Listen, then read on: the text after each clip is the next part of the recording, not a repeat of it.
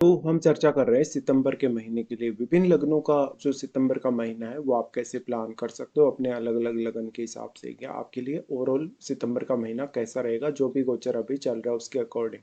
यहाँ पे हम अभी कुंभ लगन के लिए विचार करेंगे। कुंभ लगन की अगर शुरुआत करें तो यहाँ पे सबसे पहले आपके लिए गोचरीय स्थितियों को देखना सबसे ज़्यादा ही जरूरी होगा। और जो आपको ये चार्ट दिख रहा है अपना, ये कुछ ऐसा ही चार्ट आपका बनने वाला है जब भी आप सितंबर का गोचर अपने लगन चार्ट में अप्लाई कर लेंगे। यहाँ पे हालांकि कुछ ग्रहों की स्थितियां बदल सकती हैं मंथ के मध्य में, लेकिन कुछ इससे ही तस्वीर आपके सामने आएगी जब भी आप अपने लगन चार्ट में ये सारा का सारा गोचरीय स्थितियां अप्लाई कर रहे। तो यहाँ पे सबसे पहले हम गोचरीय स्थितियों पर ही विचार करते हैं, कौन सा ग्रह कहाँ गोचर करने वाला है, कब वक्री होने वाला है, और उसके बाद देखेंगे इनका जो ओवरऑल इफेक्ट है आपके लिए सितंबर महीने में वो कैसा है। सबसे पहले अगर हम गोचरीय स्थितियों पर जाते हैं तो विचार करेंगे यहाँ सूर्य के लिए। सूर्य लगभग 17 सितंबर तक गोचर में अपनी स्वराशि में रहेंगे। इसके बाद ये कन्या राशि में प्रवेश कर जाएंगे। बुध का गोचर देखेंगे तो बुध 7 सितंबर से कन्या में प्रवेश करेंगे और पूरे महीने कन्या में बने रहेंगे। शुक्र भी अपने स्वराशि में रहेंगे जहां वो 2 सितंबर से तुला में प्रवेश कर रहे हैं और वो पूरे महीने लगभग तुला में बने रहेंगे। मंगल का गोचर 18 सितंबर तक मिथुन राशि में रहेगा। इसके बाद ये अपना राशि परिवर्तन करके अपनी नीच की स्थिति में आ जाएंगे कर्क राशि में, जहां पर वो गुरु को ज्वाइन करेंगे। गुरु अभी उच्च की स्थिति में है तो गुरु का गोचर कर्क राशि में है ही ऑलरेडी। और शनि अभी मीन राशि में है बट अब शनि वक्री स्थिति में गोचर में है।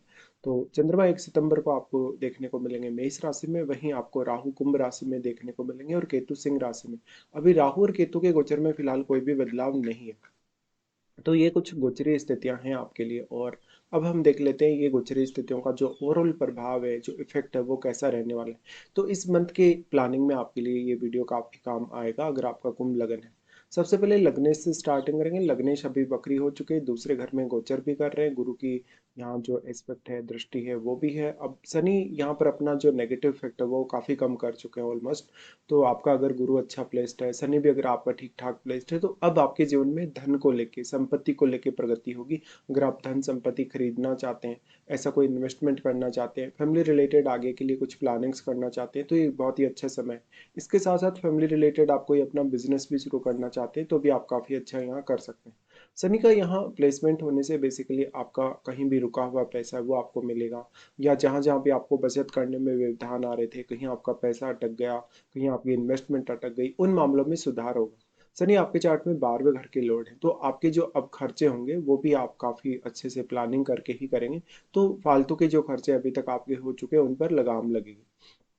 जो लोग विदेश में सेटल्ड हैं, जिनका डायरेक्टली इनडायरेक्टली कोई प्रोफेशन का रिलेशन फॉरेन से है, या फॉरेन में ही पीआर वगैरह जिन्होंने ले रखा है, उनको विदेश से काफ़ी ज़्यादा धन लाभ होने के चांसेस हैं शनि की इस प्लेसमेंट की वजह से। अब शनि सबसे पहले अपनी दृष्टि डालते हैं चतुर्थ भाव पे। चतुर्थ भाव पे शनि अब वक्री होकर ये दृष्टि डाल रहे हैं, तो यहाँ वो घर के कार्यों में कोई भी व्यवधान नहीं डालेंगे। परिवार के साथ आपका रिलेशन भी अच्छा रहेगा। लेकिन वक्री शनि कहीं ना कहीं थोड़ा ज़्यादा सीरियस आपको बनाएगा, आपकी पारिवारिक जिम्मेदारियां हों, घर की जिम्मेदारियां हों उनके लिए। और क्योंकि आपके सेकंड हाउस में शनि आपके वाणी स्थान पे हैं, तो हो सकता है परिवार के साथ कभी कभी आपके जो वचन है थोड़े कटु रहे।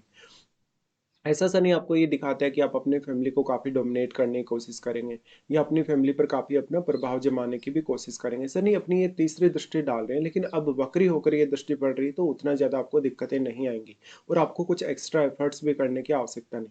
अब शुक्र भी क्योंकि अच्छी स्थिति में होंगे, इसलिए घरेलू कार्यों पर ज़्यादा से ज़्यादा ध्यान दें।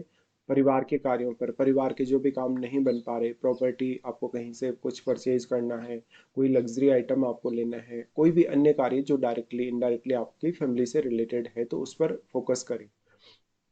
तीसरी दृष्टि से शनि आपको बहुत ही ज़्यादा सीरियस बना रहे हैं, स्पेशली परिवार के सदस्यों को सेहत की कुछ दिक्कतें हैं, परिवार के लिए कोई स्पेसिफिक आपको खर्चा करना है, या परिवार की कोई बहुत बड़ी जिम्मेदारी अगर आपके पास है तो उसको आप निभाएं। शनि की उसके बाद दृष्टि आ जाती है आपके अष्टम पे।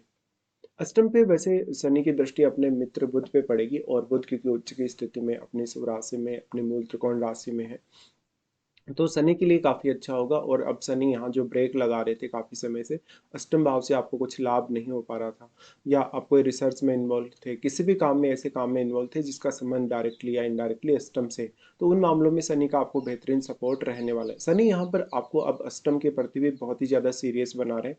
तो यहाँ पे अब कम्युनिकेशन पे ध्यान दीजिए, क्योंकि बुध अष्टम में है, तो हर प्रकार की चुनौती हो, कोई भी समस्या हो, उसमें बुध का रोल काफ़ी अहम होने वाला है। बुध यहाँ पे अपने स्वराशि में होने से और ड्यूअल प्लैनेट होने, ड्यूअल साइन में होने की वजह से मल्टीपल ऑप्शंस देंगे। इसी तरीके से शनि भी ऐसी स्थिति का निर्माण कर रहे हैं जहाँ पर वो ड्यूअल साइन में होने की वजह से आपके लिए मल्टीपल ऑप्शंस ला सकते हैं। तो कोई भी काम के लिए प्लानिंग करते हुए हालांकि आपको फोकस्ड रहना भी उतना ही जरूरी है। सनी अब आपको आपकी रणनीति में काफ़ी ज़्यादा डिसिप्लिन देने वाले हैं। आप स्पेसिफिक कोई भी गोल प्लान कर रहे हैं अपने करियर के लिए, कोई अपने इन्वेस्टमेंट का प्लान कर रहे हैं, कोई भी अन्य नई प्लानिंग आप अपने जीवन में कर रहे हैं उसके लिए शनि का दृष्टि पड़ने से बेसिकली आपको अष्टम भाव से धन लाभ और ज्ञान के रूप में लाभ होने की संभावना बढ़ जाएगी। जो भी लोगों का प्रोफेशन जुड़ा है अष्टम भाव से, जैसे कोई रिसर्च में है, कोई अकल्ट में है, कोई किसी अन्य कार्य में है, उन लोगों को भी काफ़ी अच्छा सपोर्ट मिल पाएगा। इसके साथ साथ फिर अगर देखा जाए तो यहाँ पर शनि की दृष्टि आ जाती है 11वें घर पे। शनि वैसे गुरु से दृष्ट है और गुरु के घर पे यहाँ वो दृष्टि डाल रहे हैं, तो यहाँ वो बहुत ही ज़्यादा बेहतर प्रभाव दिखाने वाले हैं। ऐसे में शनि नेटवर्क में विस्तार देंगे, आपको आपकी अर्निंग्स में विस्तार देंगे। अर्निंग में जो जो आपको रुकावटें अभी तक आ रही थी, आप नहीं पैसा बचा पा रहे थे या पैसा कमा नहीं पा रहे थे, तो अब आप समझिए कि करियर में कुछ नई शुरुआत हो, कुछ इनकम का नया सोर्स आपका बने लंबे समय से जो पेंडिंग था। ऐसे मामलों में शनि का बहुत बड़ा रोल है। अब जो बृहस्पति है क्योंकि उच्च की स्थिति में है, तो आपकी अपेक्षाएं काफी बढ़ी हुई हैं 11वें घर को लेकर। ऐसे में शनि यहाँ पर आपको काफी अच्छा डेडिकेशन दे रहे हैं, बहुत ज्यादा अनुशासन दे रहे हैं, और धनु राशि वैसे भी काफी फोकस्ड मानी जाती है ड्यूअल साइन होने के साथ साथ। तो शनि का यहाँ प्रभाव होने से, शनि लग्नेश होने की वजह से आप अपनी इच्छाओं को पूरा कर सकेंगे। अपनी कोई भी स्पेसिफिक इच्छा को पूरा करने में वो आपको उतना ज्यादा डिले भी नहीं होगा।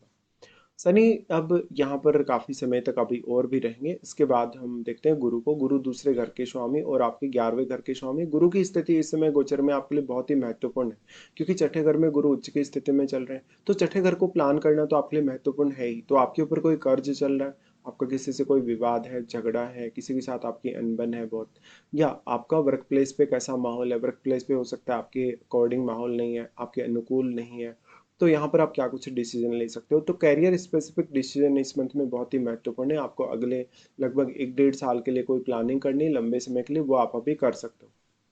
गुरु यहाँ से हर प्रकार की समस्या से आपको बचाने की कोशिश तो करेंगे ही, वो आपके वर्क प्लेस पे आपको काफी अच्छा मान सम्मान और रेस्पेक्ट भी दिलाने वाले हैं। गुरु क्योंकि अब सेकंड हाउस के लॉर्ड है और सेकंड हाउस में लग्नेश स्वयं में आ गए, तो ये सेकंड हाउस के लिए कोई बड़ा चैलेंज नहीं होगा और गुरु अपनी दृष्टि भी यहाँ डालेंगे। इसी तरीके से वो यहाँ 11वें घर के लॉर्ड है, बट 11वें घर पे शनि की स्वयं की दृष्टि है, मंगल की भी यहाँ पे दृष्टि है। तो इस वजह से आपको फायदा मिल पाएगा। गुरु उच्च की स्थिति में होने से कोई कंपटीशन वगैरह फाइट करना है, करियर में कोई बड़ा चैलेंज सामने आ गया है, कोई ऐसी स्थिति सामने आ गई है, कोई ऐसा टारगेट आपने ले लिया है जो कि बहुत हाई है आपके लिए, तो उसके लिए आप प्रयास जरूर कर सकते हैं। गुरु इस प्रकार का आपके सामने बहुत सारा विकल्प पेश करेगा कर्क राशि में होने के कारण, क्योंकि वो इमेजिनेशन को बढ़ावा दे रहा है यहाँ पर, आपकी सोचने की प्रक्रिया को काफ़ी बढ़ावा दे रहा है, सोचने को लेकर आपको काफ़ी मजबूत बना रहा है, कहीं ना कहीं आपको काफ़ी स्ट्रॉन्ग बना रहा है। मानसिक तौर पे भी ऐसा गुरु आपको काफ़ी स्ट्रॉन्ग करने की कोशिश करेगा। अब आपके चार्ट में अगर चंद्रमा अच्छी स्थिति में हो तो गुरु कैरियर के लिए बेस्ट साबित होगा आपके लिए। इसके साथ साथ अपनी महादशा को विचार करिए और ये भी देखिए कि आपके जन्म के समय का कोई छठे घर में प्लैनेट है या नहीं। गुरु वैसे यहाँ पर अगर आपके चार्ट में मान लो वक्री हो, और वक्री होने से फिर हो सकता है कुछ चैलेंजेस रहेंगे आपकी अर्निंग्स और आपके करियर में। फिर भी गुरु सबसे पहले अपनी दृष्टि डालेंगे 10वें घर पे, जहाँ पर वो कैरियर स्पेसिफिक गोल पाने में आपकी काफ़ी मदद करेंगे। यहाँ पर गुरु आपको काफ़ी फोकस्ड बनाएंगे, करियर के प्रति काफ़ी डेडिकेटेड बनाएंगे, अपने काम के प्रति काफ़ी ईमानदार बनाएंगे। और जो छठे घर में यानी आपके वर्क प्लेस पे गुरु, तो जब 10th हाउस पे दृष्टि डाल रहे हैं तो कैरियर में सबसे अच्छा सपोर्ट ये गुरु का रहने वाला है। अगर आपका मंगल अच्छा प्लेस्ड है चार्ट में आपके, तो और भी ज़्यादा अच्छा सपोर्ट गुरु से मिल पाएगा, मेनली कैरियर रिलेटेड फैसले करने, डिसीजन लेने या आगे की कैरियर की प्लानिंग करने में आपको बेहद ही यहाँ मदद मिल रही है। 12th हाउस पे जो गुरु का दृष्टि है, वैसे तो देखिए अपने नीच के घर पे गुरु दृष्टि डाल रहे हैं, लेकिन क्योंकि गुरु एक अत्यंत शुभ ग्रह माने जाते हैं और शुभ ग्रह होने की वजह से यहाँ से वो आपको फौरन से लाभ दिला सकते हैं, जब आपका यहाँ 12वें घर का लॉर्ड गुरु के ही घर में उनकी दृष्टि में भी है। तो आपको यहाँ कोई विशेष नुकसान नहीं होगा। गुरु की दृष्टि की वजह से अपने खर्चों को बढ़िया प्लान कर सकते हो, हेल्थ के लिए अच्छी प्लानिंग्स कर सकते हो।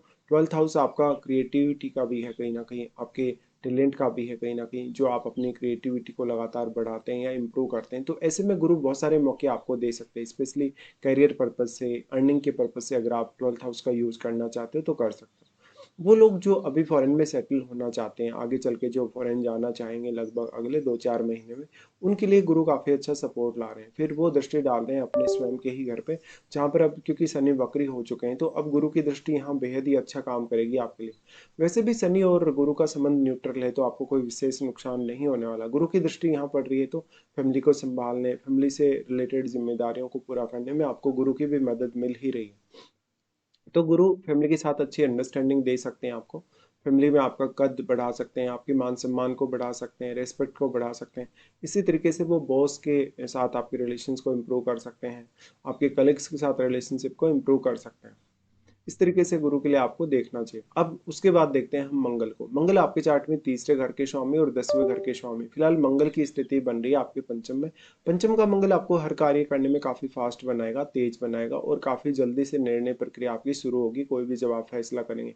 मंगल की स्थिति तीसरे घर में है, तो आप काफी आक्रामक होंगे, काफी क्विक होंगे, अपने फैसलों में जितने फास्ट होंगे उतना ही जल्दी रिजल्ट हासिल कर सकेंगे। मंगल लेकिन इस प्रकार का अपने धैर्य की कमी दे सकता है। बहुत जल्दी सोचने की वजह से आपको मानसिक तौर पे कुछ असर पड़ सकता है, मेंटली आपको कुछ प्रेशर आ सकता है या तनाव की स्थिति बन सकती है।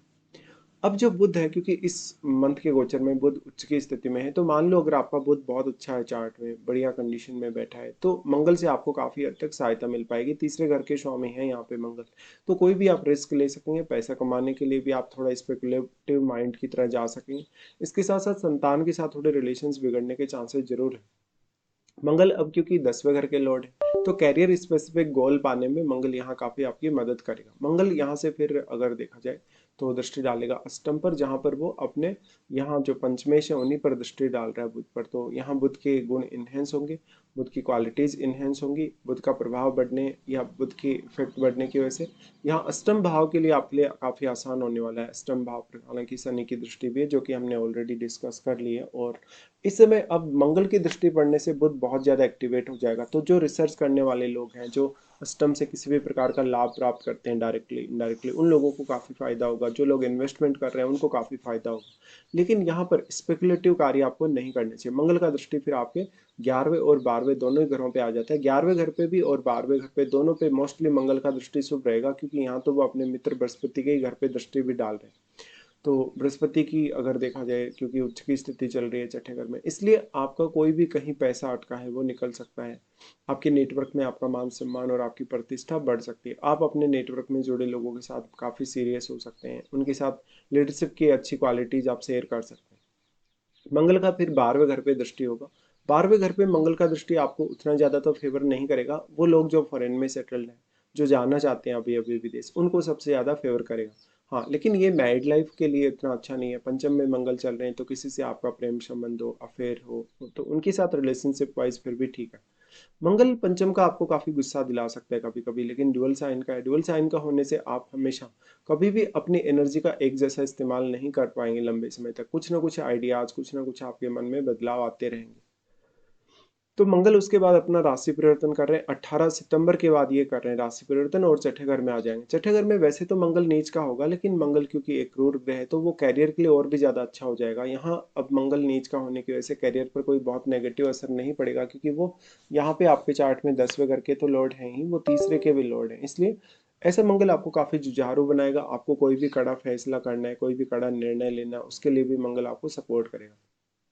मंगल अब यहाँ आकर गुरु के प्रभाव को और स्ट्रॉन्ग बना देंगे, गुरु को और ज्यादा एम्पलीफाई कर देंगे या गुरु पर अपना प्रभाव डाल देंगे।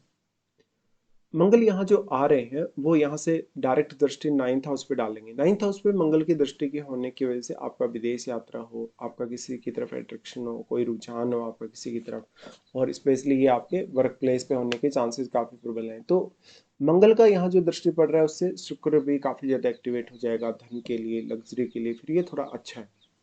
उसके बाद यहाँ से इनकी दृष्टि 12th हाउस और आपके लगन पे रहेगी। 12th हाउस पे जो दृष्टि रहेगी, यहाँ पर आप अपने खर्चों को कंट्रोल कर सकेंगे। आप नाइट के समय में भी काफ़ी अच्छा काम कर सकेंगे। आप अपने खर्चों की प्लानिंग के साथ साथ अपनी सेविंग्स की प्लानिंग भी अच्छे से कर सकें।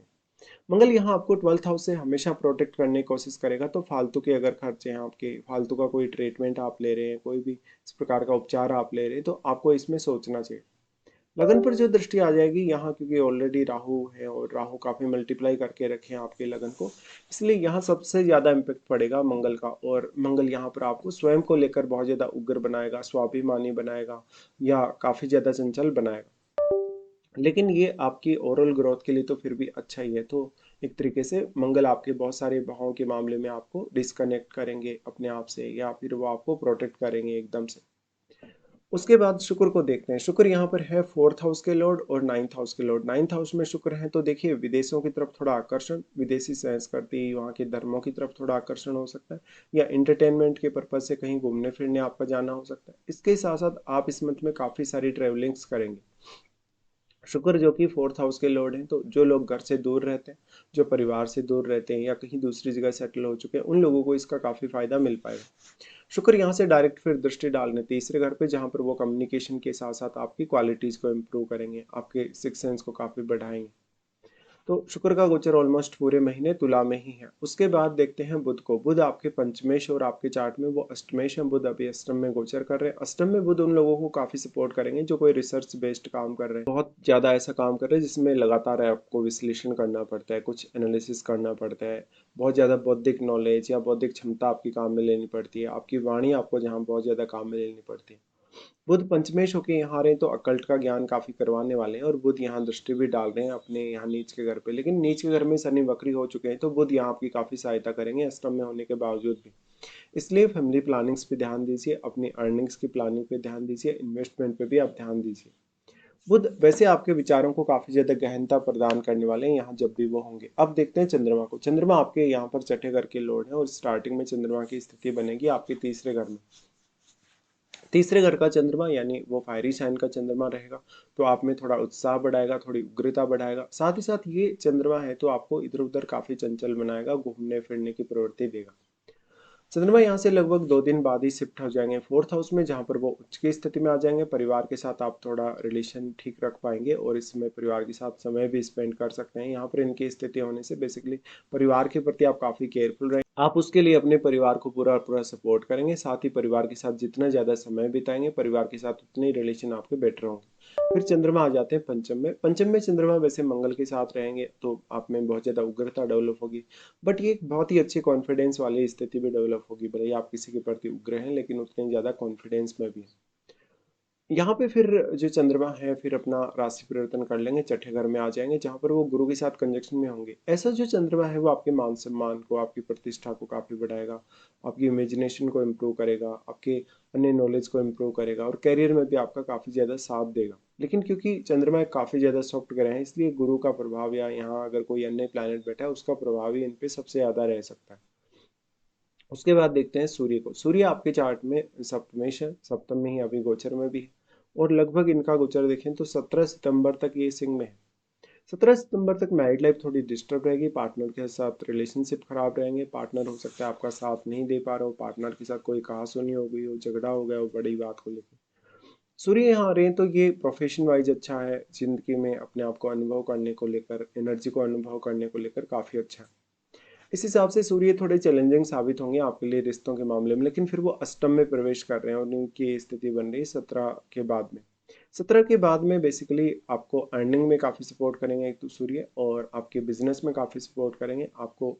हो सकता है यहाँ पर कुछ नए संसाधन आए के देखने को मिले, कुछ नए इनकम में वृद्धि वगैरह हो। इस हिसाब से यहाँ पर जो प्लेसमेंट सूर्य की बनेगी, तो सूर्य कुछ नया एक्सप्लोर करने की भी यहाँ पर पूरी पूरी कोशिश कर रहे हैं। यहाँ पे वो आपको हेल्प कर रहे हैं एक्सप्लोर करने में। सूर्य का दृष्टि यहाँ होगा, जो कि अब शनि क्योंकि ऑलरेडी वक्री हो चुके हैं तो इनका प्रभाव अब आपके लगन की तरफ बढ़ रहा है, तो सूर्य यहाँ भी अपना काफी अच्छा प्रभाव जमा सकते हैं और वो आपकी फैमिली लाइफस्टाइल को काफी प्रभावित कर सकते हैं।